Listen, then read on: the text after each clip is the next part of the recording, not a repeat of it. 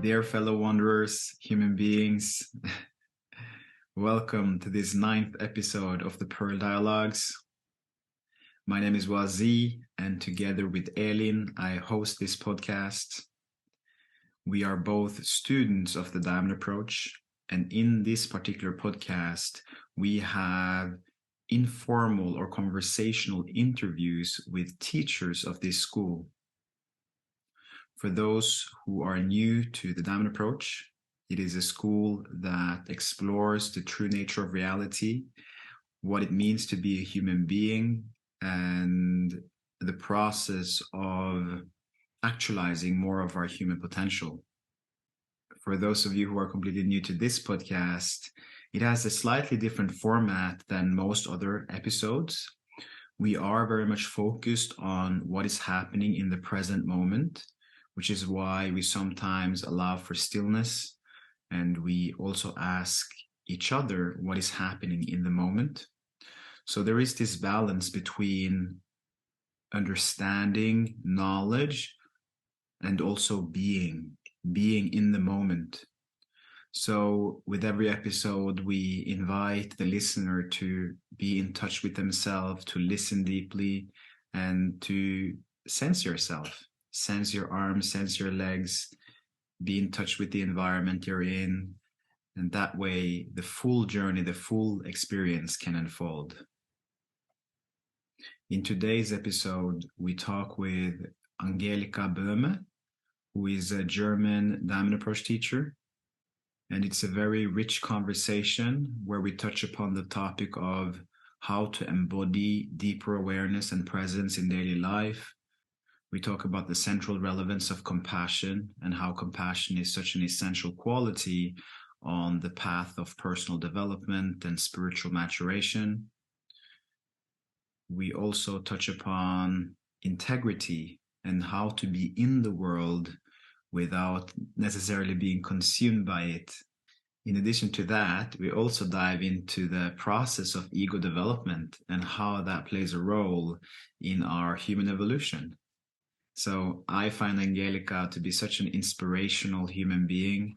I really value her presence, and there is so much wisdom and love that comes through. Finally, I want to say, if there is any concepts or words that we use during the podcast that you're not familiar with, you can go to diamondapproach.org/glossary, where you will find a whole library that describes each concept in detail.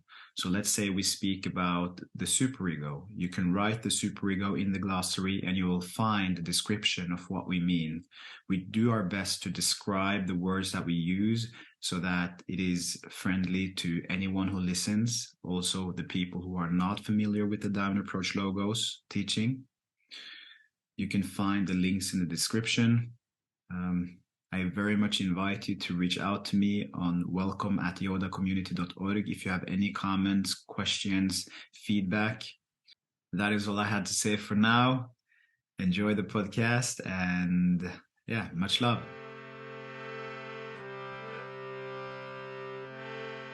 Hey everyone, and welcome back. You are listening or watching us in the Pearl Dialogues and our new episode. Tonight, or today, the teacher that we're having with us is Angelika Böhme. And yeah, very excited to see how tonight is going to unfold. But first, let's take a round, like a check-in round. Angelika and Wazee, just say your name, where you are in the world right now, and what it's like for you to be here. Thanks, Elin, for your invitation to Wazee. Very much appreciate to be here with you. Yeah, my name is Angelika Böhme, and I'm living in Leipzig, in East Germany. So actually the area which was freed after the revolution 30 years ago, when the wall broke down. So I'm very happy to live here now. Thank you both. Yeah, my name is Wazee, and happy to be here. I'm based in Oslo, Norway. Been traveling around, living in different places, but I grew up here, and now I'm back for 2 years. And yeah, I am looking forward to this conversation and see where it takes us. This is now, I think, our 9th episode so far. So we've been diving deep and far with many teachers of the diamond approach. Yes, and my name is Elin, and I actually just moved to Molkom, not so far away from where the Diamond Approach Scandinavia group meets twice per year.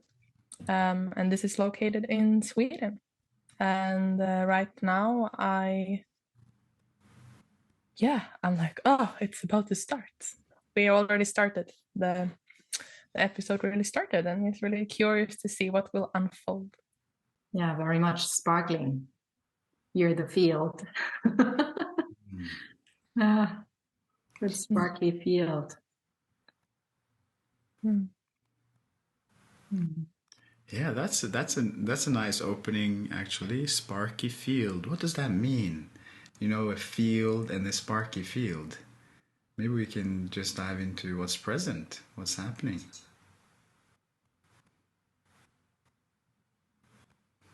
Yeah, I'm just aware of quite an aliveness here.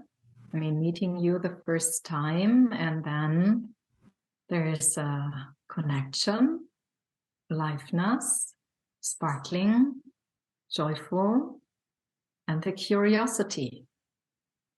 I've never done this myself, so I'm also curious what's want to come out here. Yeah, that's how it feels. Yeah,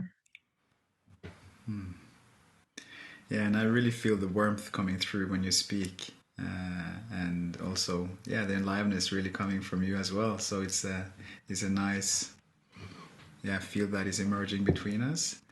And what's happening for you, Elin? Yeah, I'm just in the unknowing, waiting. I'm ready. There's a readiness, like sitting and waiting. But yeah, I'm ready.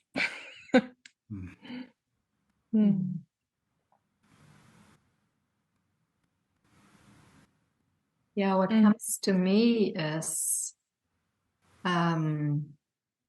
with this aliveness in the field is that actually that is a very significant aspect of the diamond approach as well. This aliveness, this unfolding, this not knowing, as you just said. I mean, this not knowing, just being with not knowing and seeing what wants to reveal from this not knowing, and how an adventure this can be. The three of us on an adventure trip here right now and see what wants to come. Yeah. And this at the same time, I mean, there is a sparkling joy, and there is serenity, right? Simplicity, that we can just be where we are in this moment. So wonderful, so easy. Yeah.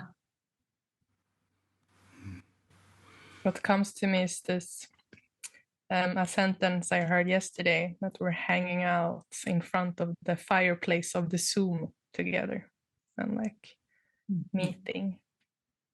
Yeah. Something connecting us, and also quite cozy. Yeah. Yeah. Well, I have a question. Can I go? Please. Yeah. You're alone. Yeah, then I go. Angelika, I would like to know a bit about your background. Like, how did you get into the diamond approach? How did you find it, and why did you stay? That's already two big questions. Yeah. Especially why did I stay? I mean, the question that comes to me is who took the choice, you know? But anyhow, so I heard of a diamond approach from my husband, actually, and we went to a retreat. Jean Hay, she's now she's the lead teacher of my ongoing group, Jean Rosenblum, and she gave a retreat in Zist in Germany. So we went there. But actually, already when I went there, it was clear for me that I would join her group. So, and I guess this is what a lot of us know from certain points in our lives, that there are moments where you just know. And I got goosebumps when I say this, you know, like these moments where it's not a question at all. It's just, it comes your way. Somebody says something or invites you to go somewhere, and then suddenly it's so clear. That's what you're gonna engage in. That's how it happened to me. So there was no question. And I had similar occasions before in my life, related mainly to my spiritual path. So this is how I joined, and I was just very much when I meet Jean and also the other teachers, I had the luck that a lot of other senior teachers would teach together with her, our group, that they were also different, all very much, I mean, developed on their spiritual path, and so different. And this brings me back to the liveness which appears here in the field, that what I also see in the diamond approach, that it's such a, on one hand, it's a wisdom which is valid for whole humanity. On the other hand, and a path which is available to everybody who wants to join it. So there is not a specific way how you need to be. On the other hand, this journey so much reveals the uniqueness of each of us. So this is something I really love, really appreciate.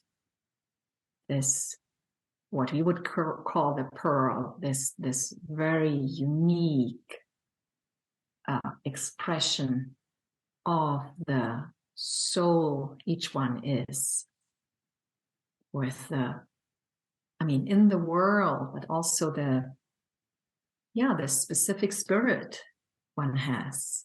So, and I could see this in the teachers. This was really inspiring to me.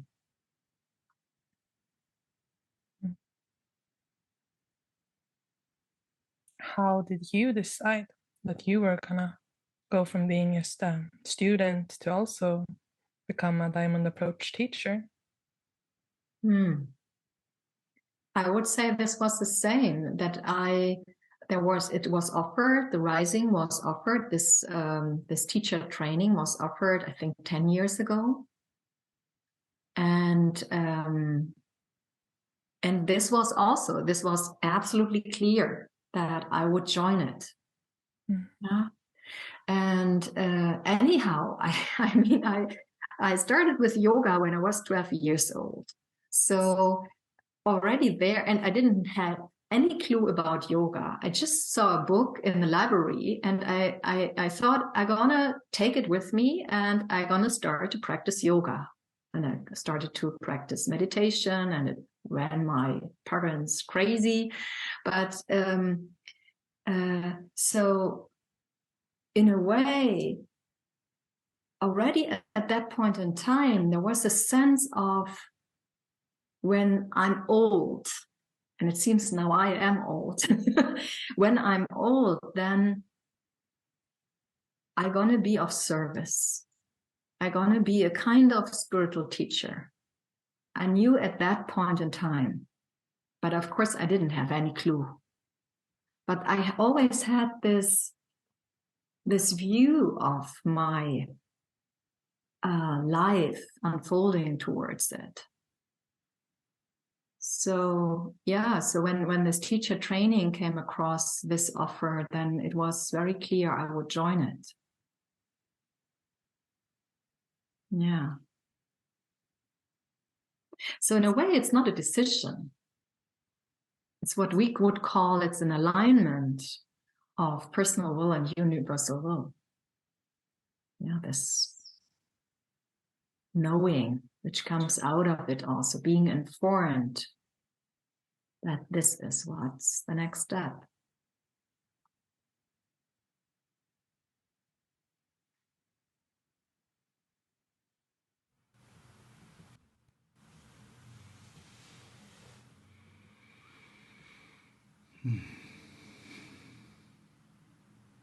What is happening in you, Angelika, and you, Wazee, as we're talking about this right now?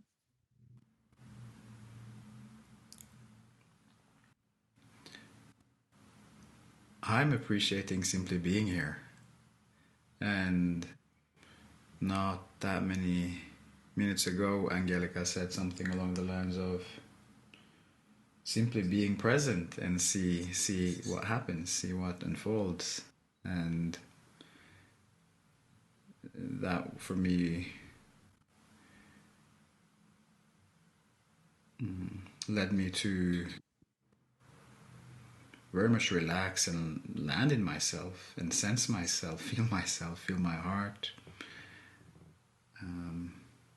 inquire into the moment, asking myself what's happening, what's going on, being in touch with my own personal thread of experience while also being very much present with you guys in the collective field that we've created. And that sense of relaxation that is now present has a very clear affect of pleasure, being pleasurable. And I also see my mind at times thinking, oh, I should say something or ask questions, or I see how my mind create those thoughts without going along with it. And I feel there is actually a deeper vulnerability in really offering myself to the present moment, you could say, and releasing an agenda, releasing my agenda. And in some sense is also scary, can be scary, because it confronts my superegos or my inner critics' expectations or ideas of what I should be like because I'm a host, and also my consideration for both of you being here, wanting to create a rich, valuable experience for you both. Yeah, so that's a little peek into my reality. Mm. Yeah. Thank you. No, thank you. Yeah. It's great that you're sharing so honestly.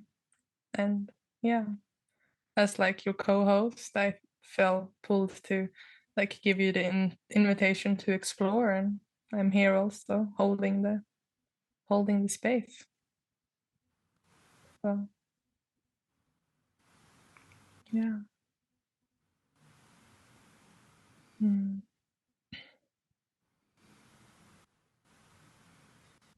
what was it for you, Angelika? It was a couple of minutes ago, but so maybe more, what is it for you to hear it now? How your words impacted Wazee, and what is alive in you right now? Quite a silence. And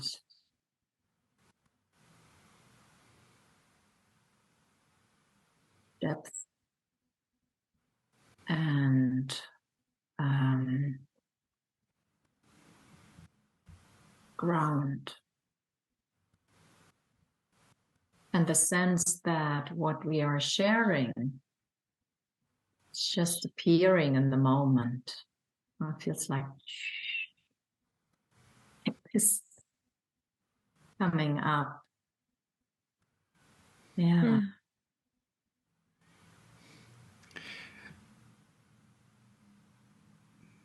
It's so interesting when you say that.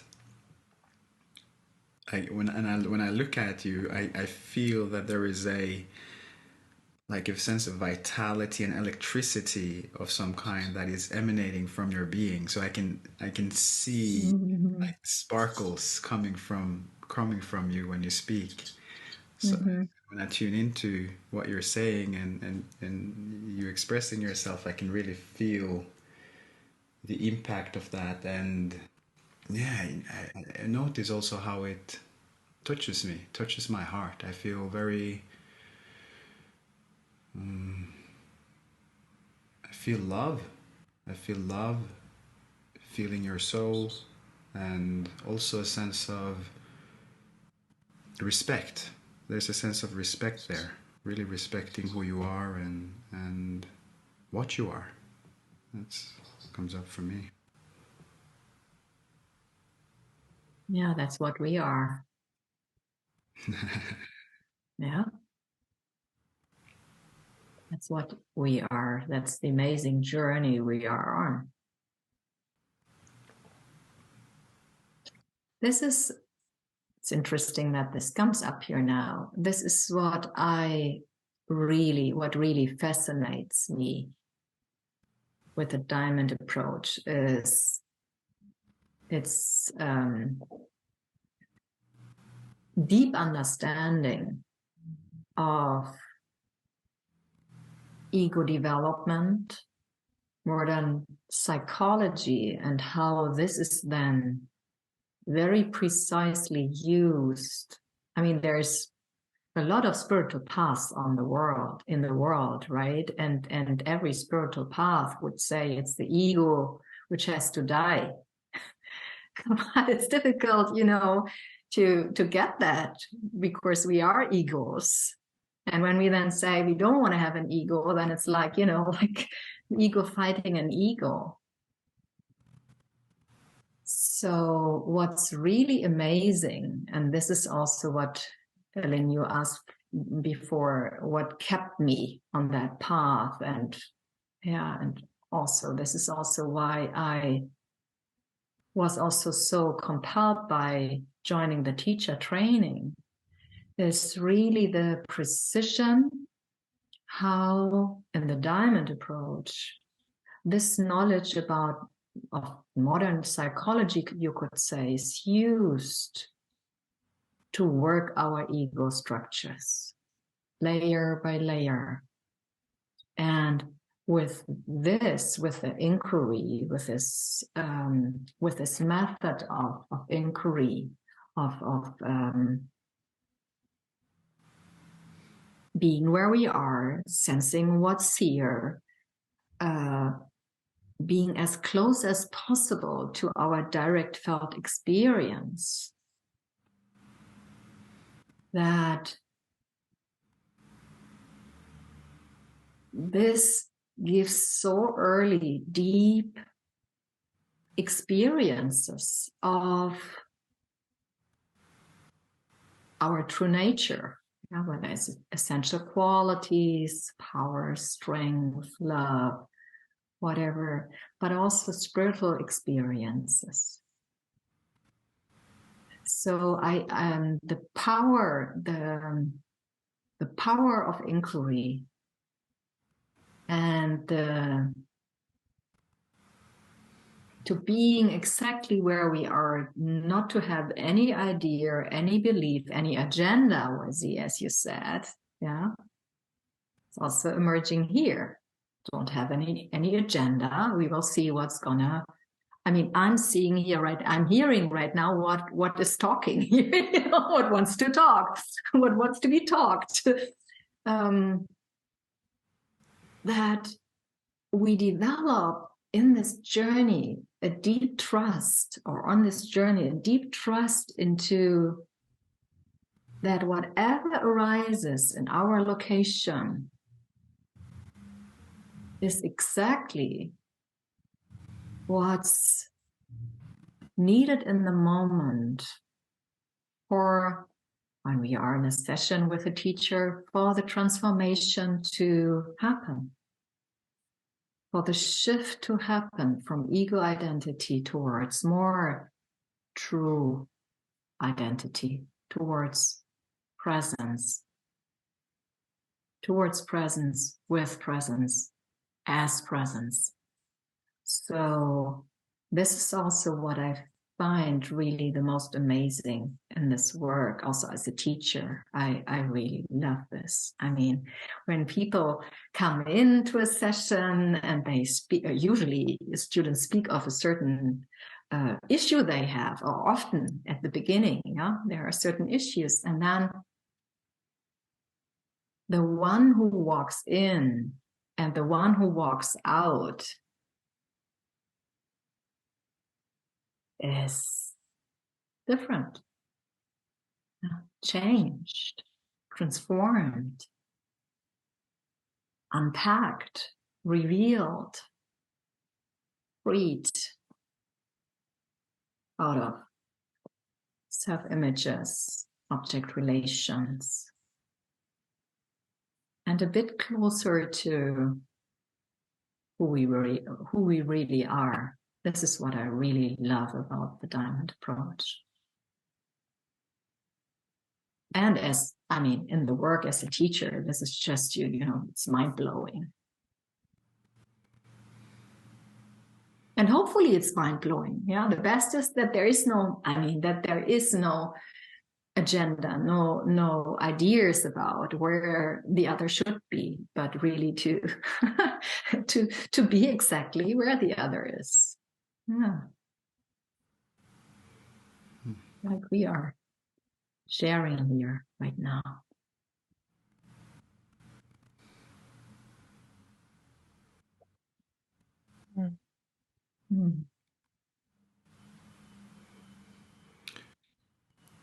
I'm very much with the transmission that you share right now, and I'm also curious about Elin's experience. Before asking her, I wanna invite you to, for our listeners, to elaborate on being freed from self-images or object relations. What could you unpack that a little bit? Because some people listening will think freed from self-images and object relations. Good. So a small teaching in 2 sentences. Yeah. Just a quick, yeah. Yeah. So let's, just stay with the example, doing interview. We have an idea about how we should be. Yeah. Maybe we should ask an intelligent question, right? We should ask the right question. We should know what the right question is, what the best question is to unfold the interview here right now. And then what you said is just not knowing, dropping, silence, just being here. So regarding object relation and self-image, what's there in a way, what can be there when we, and I know this from I know this of course a lot as well. When I was in the business world, right? There's a lot of expectations, but the biggest trouble we do to ourselves, because we have a certain understanding, a certain belief, which is very close to us, so that we even don't see it. That, for example, I had the sense that I need to be successful. Not only that I need to be successful, but I am successful. I'm really successful. Yeah, with a career, you know, like, yeah, intelligent, successful, powerful, whatever you identify with. Yeah. And then there is a certain view on the world. I mean, the way I see my boss, maybe I think, he's a stupid guy. I should better have his seat. Or, oh, wow, yeah, he's so brilliant, blah, blah, blah. But these are all very limited ways. And it's from the ego perspective, very limited ways how we see ourselves, how we see the other or the world. And there is an affect between it. So the affect is the kind of emotional sense, feel in it. So like when I have the self-image, like I'm a bit puffed up self-image, I'm successful. Yeah, I mean, you might already sense it's very empty, right? When you sense into it, it's very empty. But when we believe it, it's like we have the sense I'm stronger, I'm more worth, you know, I should get more money for it, you know. And this is how you act to your boss, maybe, yeah. And depending on which view, which object relation, so self-image,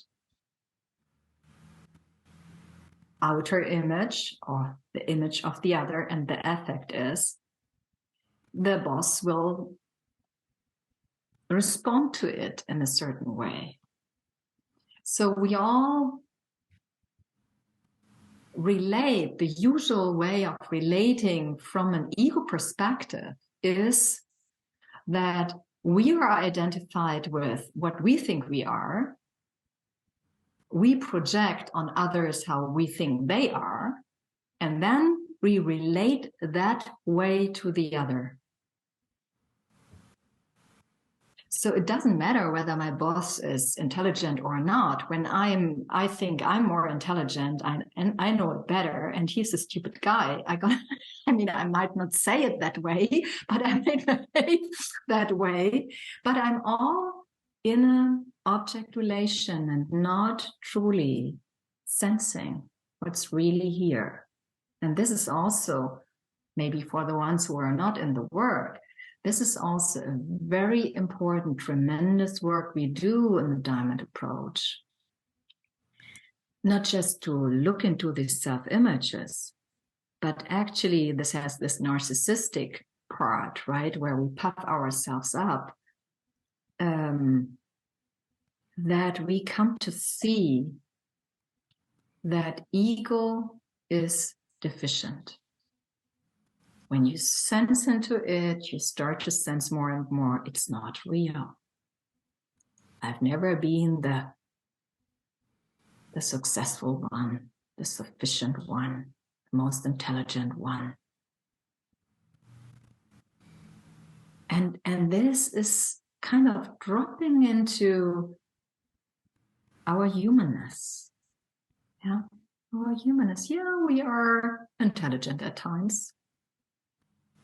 And there are stupid things we do. So what? And it doesn't change anything on our value. For example, doesn't have any influence on our value. What we achieve, what we don't achieve, it doesn't matter. When we come close to, when these object relations start to dissolve, these beliefs and identifications with these ideas we developed in our childhood about ourselves, then we can more and more just be. And what's really interesting is that out of being,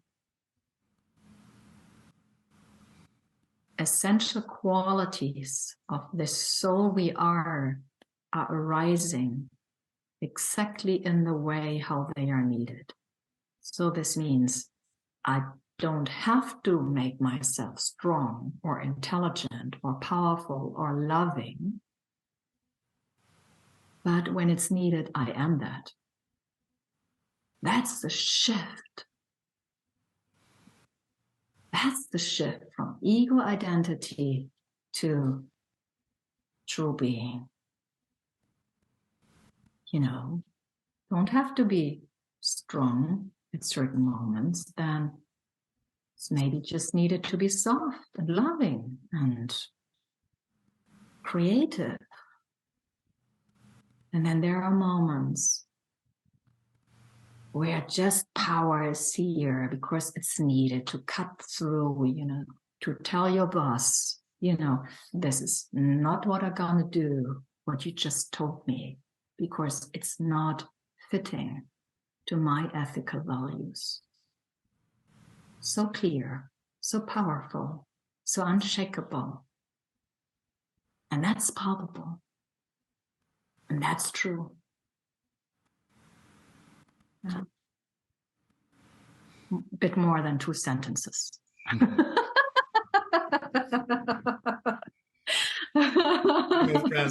Stream of transmission. Yeah. The river. Yeah, but you will know this from your work, right? Yeah, it's beautiful is to hear you talk and to receive the transmission. It's very profound. Thank you. Thank you. Beautiful beings. And as you were speaking, I was in contact with something I'm very curious about. It's a sensation in my body that I cannot name. I cannot pinpoint or explain what it is. And it has happened to me a couple of times since I started my more holistic spiritual journey. So I cannot say exactly what it is. Yes, that when I'm having it now in my body, it's like in my flesh and in my bones. It's something I sense. And it became very strong as I was taking you in. And I remember the first time I felt it was maybe three years ago or so. And then I got this flash image of the curtains in my childhood room. And I knew that I used to feel this feeling when I was a kid, or sensation, many times. But I have no idea what it is. But so right now I'm very curious if it's something to do with this topic that unfolded as you were talking. Yeah. Yeah.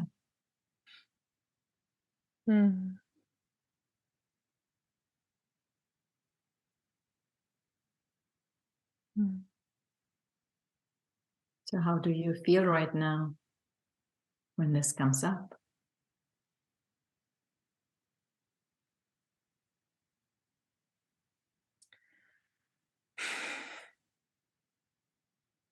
It's like this metaphor I used before. It feels like the three of us are hanging out in front of the fire. There's not so much to do. Yeah. And we're just enjoying being present. Like the relaxation, there's a istness. It just is. And it's easy. And it's like, yeah. Everything feels about right. And this sense you have in your bones, you said in the flesh and the bones. How is this for the flesh and the bones? To have this sense of sitting around the fire in this moment, campfire, three of us.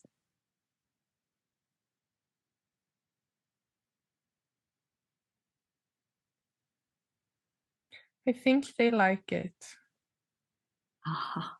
Yeah. Yeah. If I talk about it as something that I discriminate a bit from, so I can see it more clearly, it's like they like it. It also has a certain taste, the sensation. There's always this taste in the palate, like the roof of my mouth. And it's really fascinating that it comes like this sometimes and goes again. Yeah. Something from within me that's, wants to tell me something. Oh, yes. Mm. Wants to be discovered. Yeah. Reveal more. Yeah. Mm-hmm. And it's usually so easy for me to understand what things are, or like I get very clear, like images or pictures or sensations. I know this is this, and this. But this one, it's like an enigma. Like it's probably one of the few only things so far that I'm like, what is it? And I don't know. And I'm quite happy about it, actually. Mm-hmm. Yeah. Yeah. Mm. Mm. How are you, a sea in front of your fire? Or fire?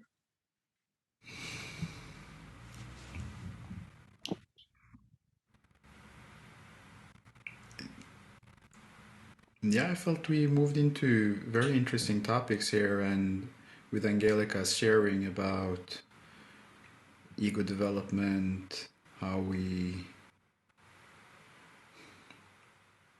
tend to identify with ideas and images of ourselves and roles and so forth, and the relevance of that. So the thread that I got going and that I know is relevant for a lot of people is embodying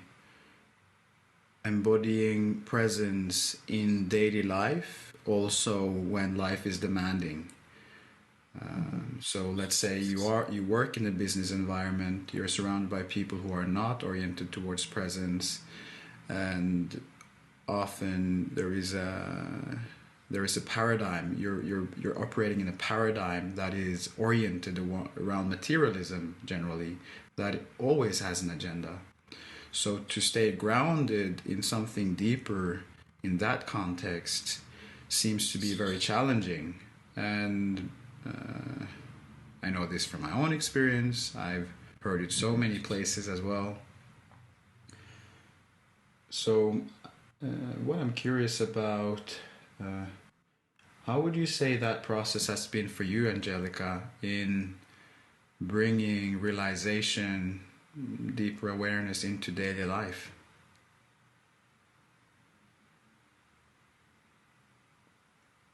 This is how we say where the pearl becomes its polishing. Yeah, where this unique expression of the soul we are is rubbed. And I would say it's quite a challenge. It's definitely quite a challenge. I mean, I was really so blessed by the possibility and the possibility to do inner work already very early. And I mean, I didn't have any clue at that point in time, but the persons I worked with, that actually they were sitting there as quite a presence, which makes quite an impact. So, and I would say my career, my professional career I started in actually in scientific education, and then I was leading development projects in the chemical industry, and then in commercial roles and business strategic roles. So I would say that without the inner work I did, there would have never been that career. And on the other hand, of course, it enabled me. I mean, it enabled me over time. It unfolded me and enabled me to deal with more demanding situations, to cope with more demanding situations. Because what you definitely bring in is more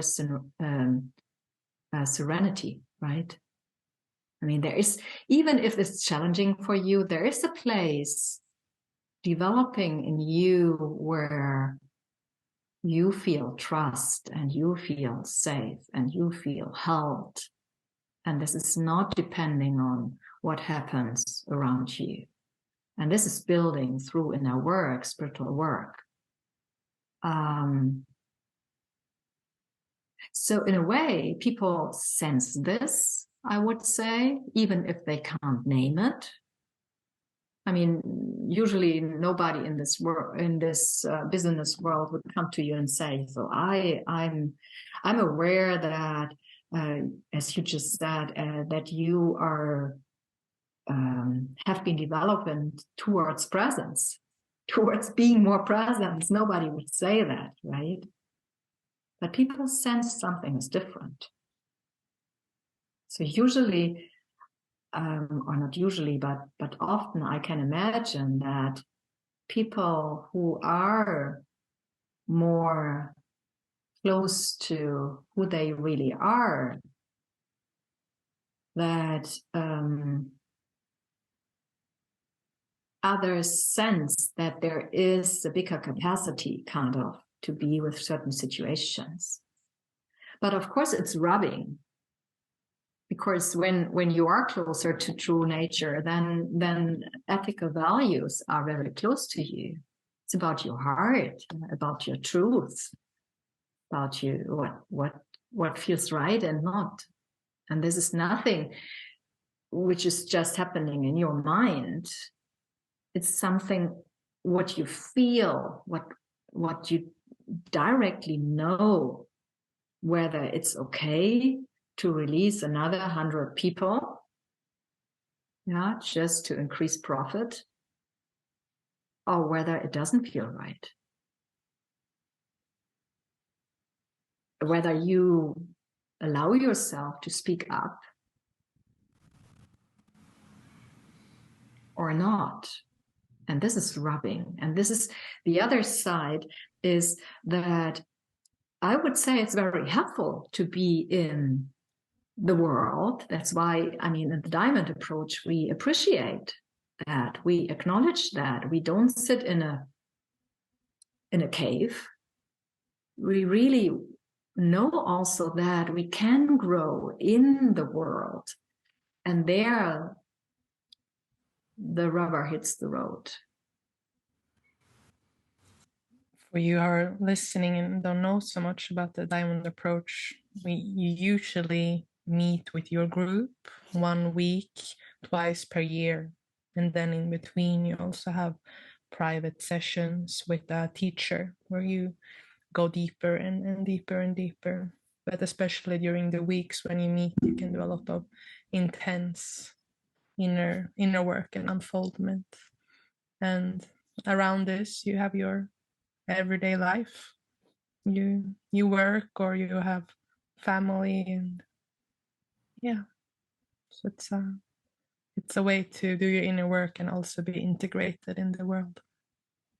Yeah, thank you for pointing that out. It's when we look at how usually the ongoing groups start, the first part of the journey is really about life.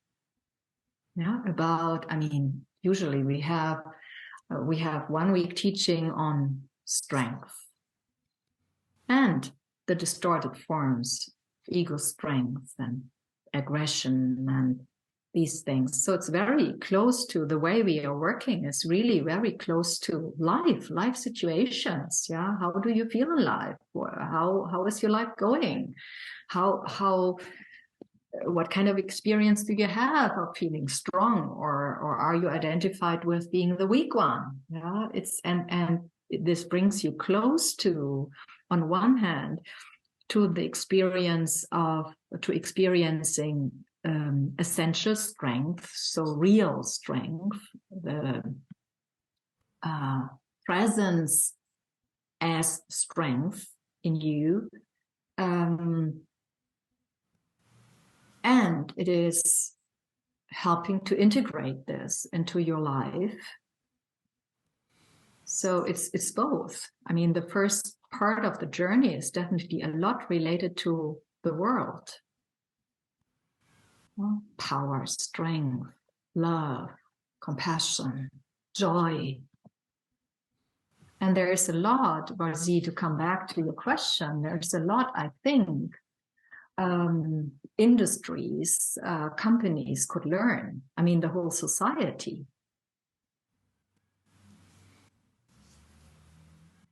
This is the openness. What comes to me, I mean, I was working in a development department, yeah. So to be in not knowing, for example, we have a world like you need to know what to do, yeah. But to do really new things in research, you have to not know. I mean, you can't make yourself not knowing, but actually there is a capability or a capacity of some people to really just drop into not knowing. And then from there, just be with a question, how could this work? You know? Or how does this work when you look at science? Yeah. And then there can be experiences, insights just coming out in that moment where you see suddenly, I think this was what Kepler discovered, yeah, who was looking into how the planets would move around the sun, yeah, that it is how is it called in English, ellipse, yeah, and not a circle. So, and I think it was that he didn't have any clue, and he let himself being in not having any clue, and then suddenly he just saw it. So this is the way of insight we are working a lot with in the Diamond approach, right? That we just let ourselves not know and investigate, and I mean the object we investigate, you could say, it's Wazee, but it's the same approach, and this is just an example how the way of being closer to what we really are and the capacities this soul has or being has, how this is,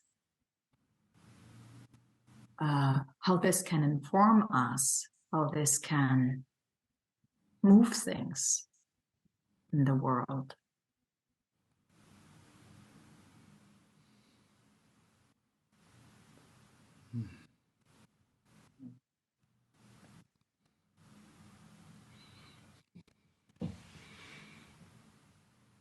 And I mean, I actually feel very inspired by all the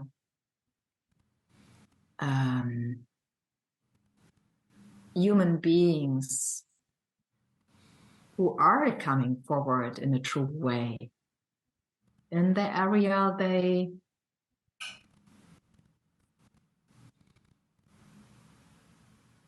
I could say are manifested. Yeah. So it's, I mean, whether it's climate change, whether it's new ways of doing business. In Germany, we have a lot of co-ops now, startups started as co-ops or even charitable organizations. So there are people who are really bringing in a deeper understanding of other ways how we can live our lives closer to what we really are as human beings. What comes to mind when we speak of this? Yeah, thank you for sharing all of that. I'm here. I'm resonating with what you're sharing and the river that is flowing. One thing that really stood out for me is the word integrity when you were speaking about right action, when you were speaking about not only working from our head, but actually being attuned to our heart, being attuned to our soul, and listening, deep listening into, is this actually right? Is this in alignment with who I am, my values, and so forth? Which is such a big, I reckon, integrity and the whole thread of inquiry that goes with that is so essential in what you said just now, coming forth in a true way. Can you come forth in a true way without integrity? Something has to be abandoned. If we're coming forth in a false way, then we must be abandoning integrity and abandoning ourselves in some way. While if we come forward in a true way, that would imply a certain level of integrity. So I feel that is something that stands out. And also, one thing that I've come to become very much aware of and that I've also dived into very deeply is what orients human beings. What is the primary core orientation of each individual human being, and how that is so defining for the choices that we make and the life that we manifest and the degree of integrity that we live with. And for some people, orientation might be an abstract word, but it's essentially, for me, it's about what is our priority, what is it that we live for, and if we really value the truth, if we're oriented towards the truth, if I really want to find out in a true way what is happening inside of me, what is the genuine truth of my experience, what is the genuine truth in my relationship with my friends, what is the genuine truth in my role, in terms of what is happening in my role, if I'm a student or in my relationship to work or whatever it may be. And in the contrast of not being oriented towards the truth and being more haphazard, then we'll just follow the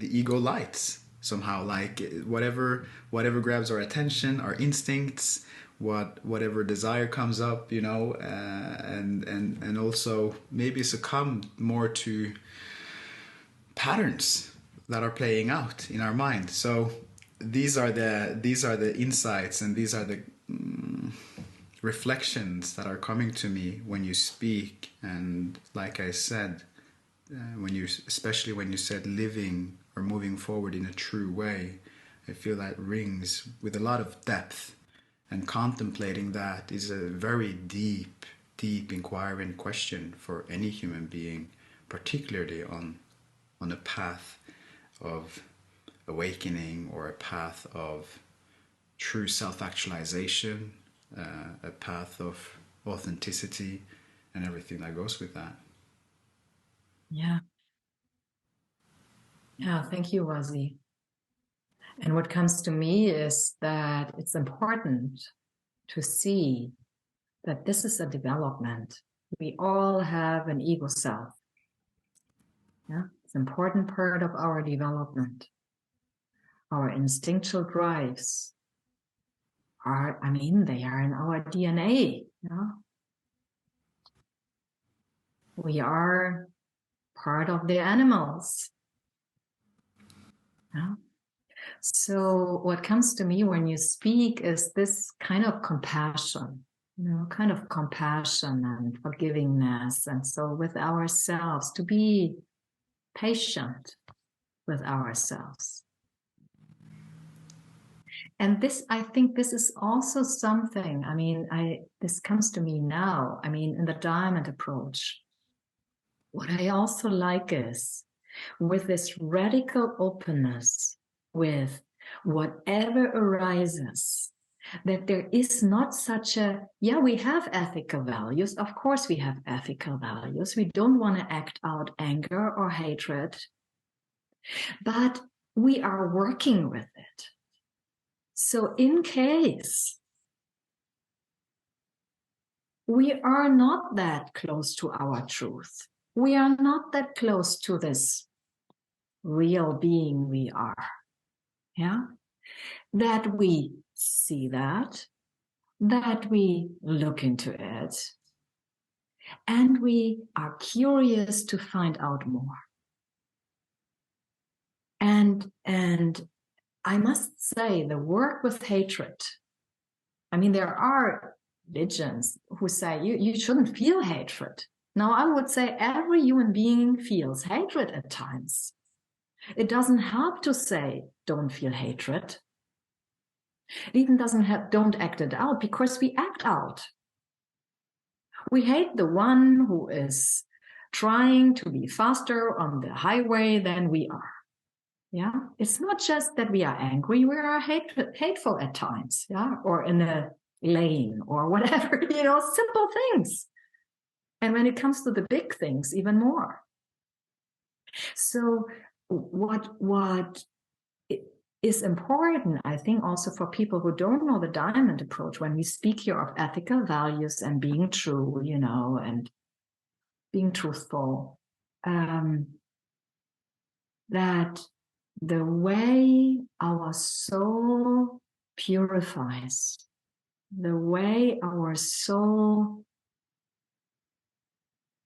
becomes more and more realized, is including, very inclusive actually, very inclusive of being with every place in us which shows up. And when this is tremendous hatred, we are with that. Okay, I told my boss, fuck off. Okay, it was not the best thing to do, maybe. Yeah, but then, you know, being home and feeling the rage maybe still, and, you know, and then sensing, okay, what, let me do that. And then I realized, yeah, I felt like the little one and treated as the little one, and he became kind of my father. Yeah, in a similar way, I always hated, you know, then I can see through that. Then this object relation can release. And then I come to a more true place, and maybe next day tell my boss, you know, this and that of what you said was really not okay for me. But I also can see it was not okay to say to you, fuck off. Yeah. And then we can be in compassion with the other, in compassion with ourselves, forgiving, and more true in our humanness. So this is just what comes to me when you speak, Wazee, of this integrity. And this is a learning. This is a development. There are moments in my life, in my career, where I regret actually that I didn't have the integrity I would have now. It's just as it is. And in relationships, we all have these places. Beautiful sharing. Beautiful sharing on compassion. I really resonate with that perspective. Yeah.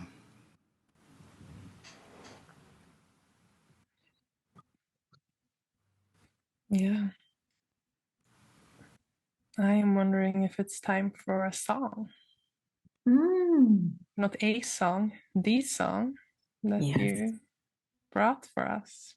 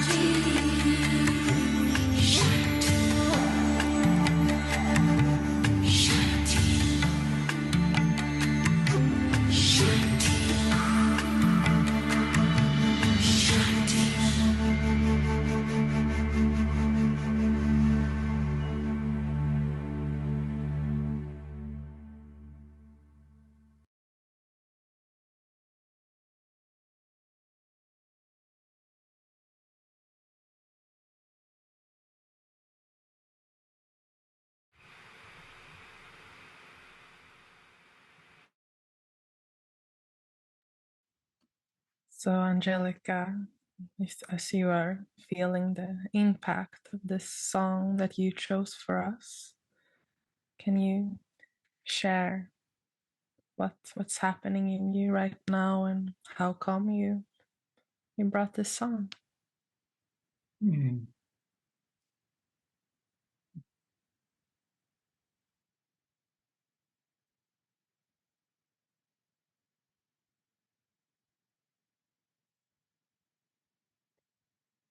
Yeah, actually, it always touches me deeply. So I love to sing it with my yoga courses as well. And so in this case, when you are invited, and you both invited me, you bring a gift. And this is the gift I brought today. Yeah.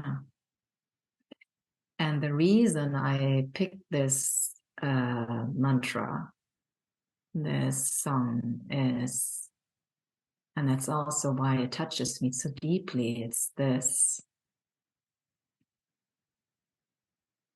very much deep expression of our hearts, of the hearts we are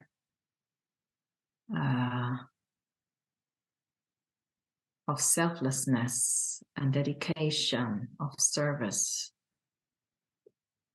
and prayer to all beings, all humanity.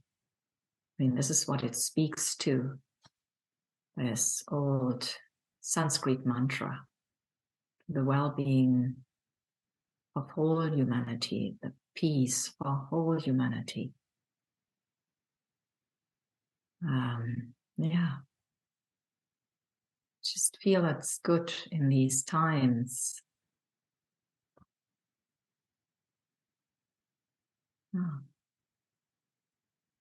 When our heart can express in a selfless way, in a loving, kind way towards all humanity. And it makes a difference. The presence we are makes a difference. The openness of our heart makes a difference, has impact.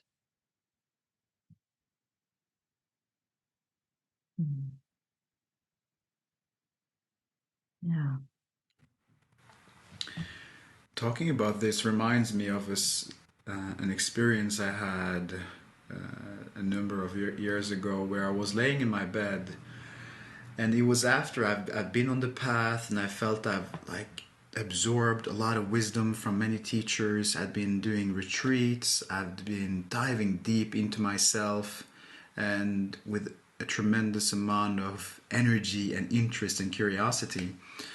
And then I came to a point one day where I was laying in my bed, and I was thinking to myself, okay, so I've come to understand certain principles. I've come to know myself in new ways, but I don't know what love is. Mm-hmm. I don't know what love is. Yeah. And in that context, I also saw my own selfishness. I was aware of my own selfishness, my own self-centeredness, and how that was a part of my journey, and that was something that was happening, and it was a part of the process. And what moved me to bring this in is because, you know, in many ways we've been talking about very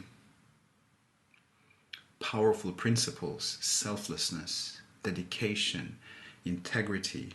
And as a collective, we don't live up, you know, we're on a spectrum, it's a continuum where we find ourselves maybe in some ways in the earlier stages of our development, where selfishness is experienced often, perhaps, and also hearing thoughts, hearing ideas of love and selflessness. A lot of people won't necessarily be able to relate to that. That might even trigger hatred or a sense of deficiency.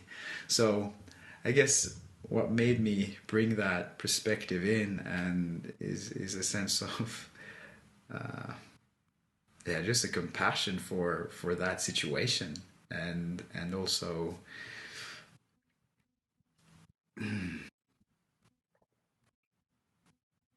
Yeah, that's what I had to say.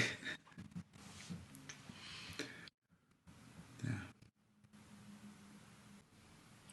I'm feeling pretty blank right now, like a bit in the unknowing, accept or allow the not knowing, and it feels a bit like I'm watching you guys and us, and it's like, yeah, it's like this leaf on the stream passing by, and then another leaf comes,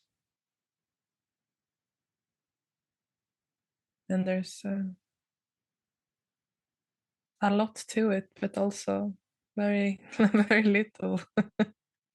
It's this easiness again.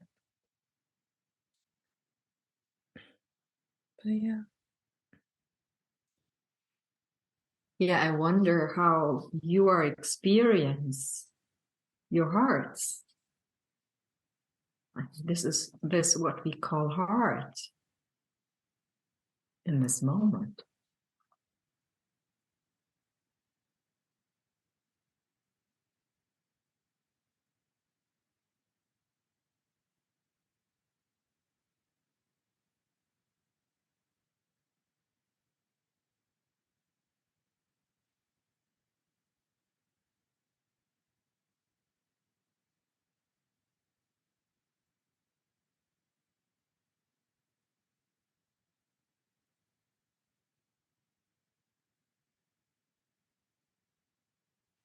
Nothing is really coming to me right now.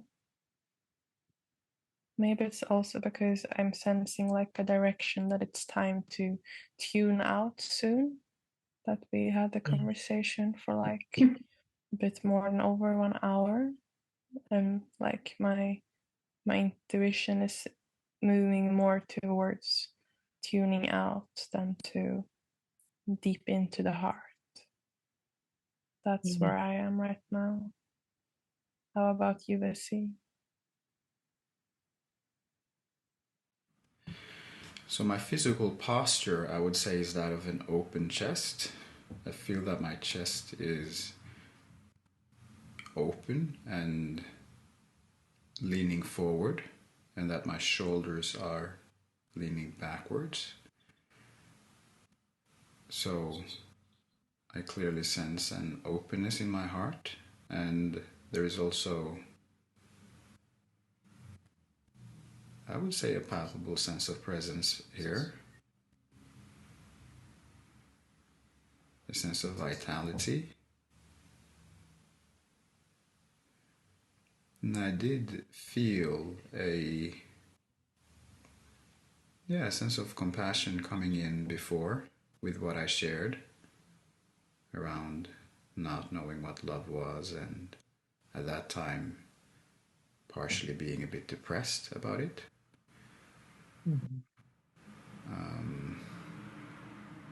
And also how that insight led to inspiration and curiosity of wanting to find out. I want to find out. That was actually the genesis of a new quest or a new movement into really finding out what is love. What is love truly? I want to know.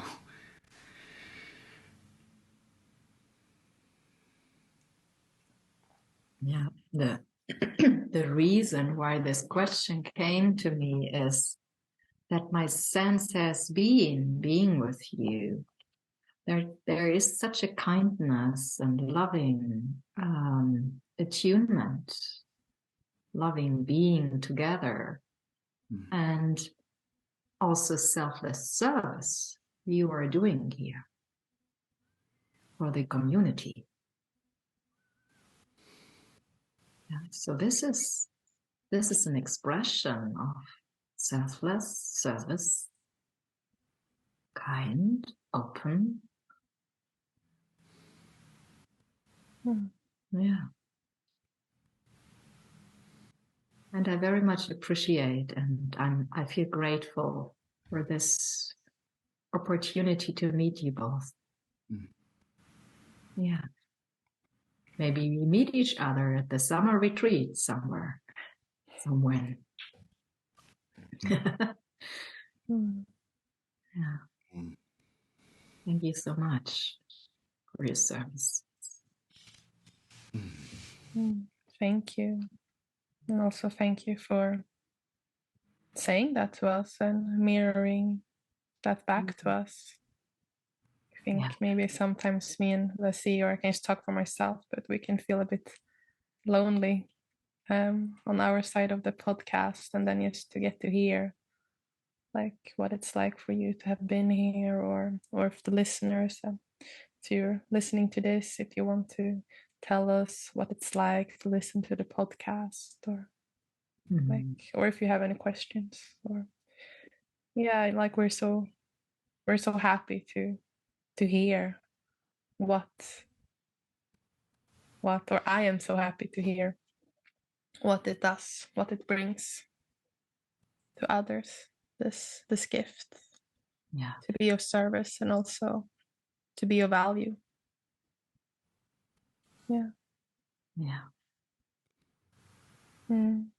What do you say, Wazee, on that? Yeah, so my sense, I feel this very deep mutuality. Like I said before, I feel it's for me an honor to meet with you, Angelika. I really appreciate who you are, your soul, and how it comes to expression. And when I say that, I really notice how it's coming from the deepest depths of myself, that my core. And I feel the value that comes through your expression and the depth of integrity and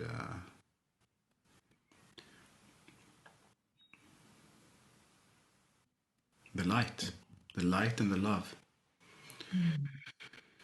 So in some sense, I feel very blessed to be here with you, and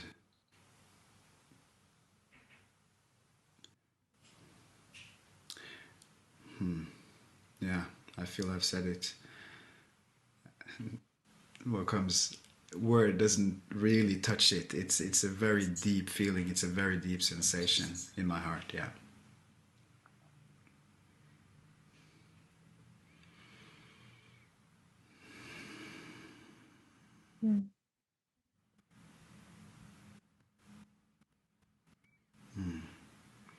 Yeah, and as for the podcast, it's just rolling on.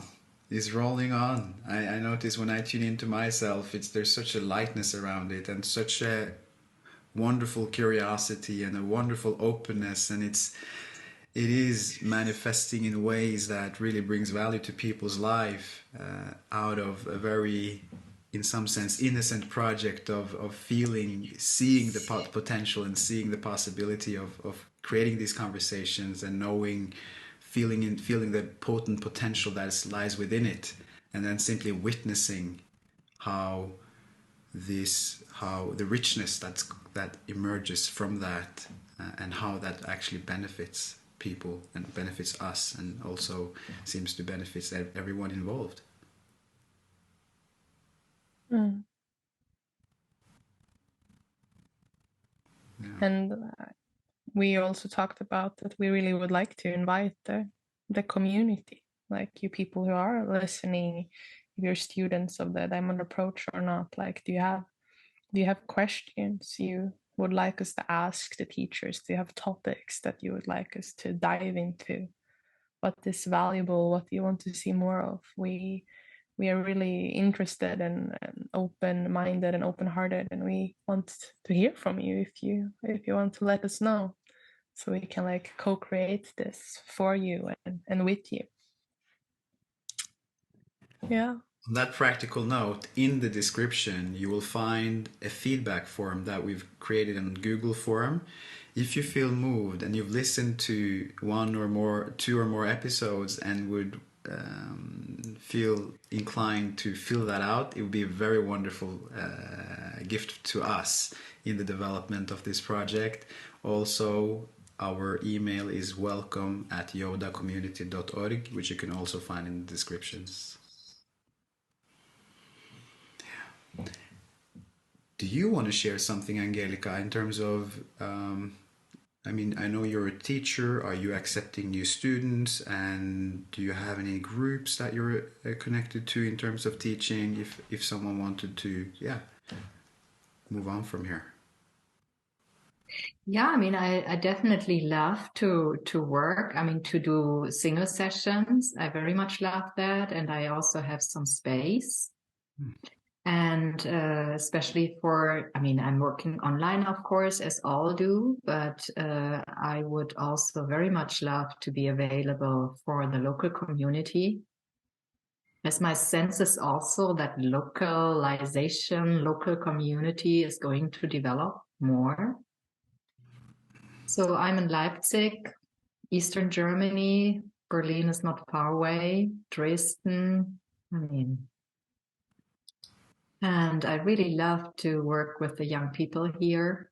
There are a lot of young people who really start their journey. And so I have some offers, and it's easy to find them on my website, Human Unfoldment, DE.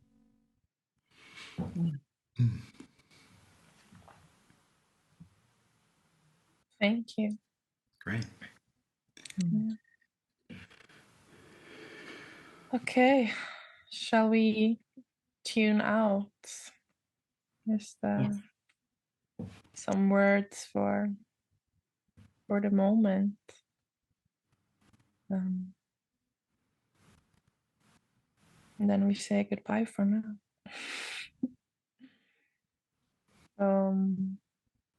I'm connected with this like slight vibration in my chest, and I'm very aware that I'm gonna go and pick up my 2-year-old and 8 months old, 2.5-year-old son after this.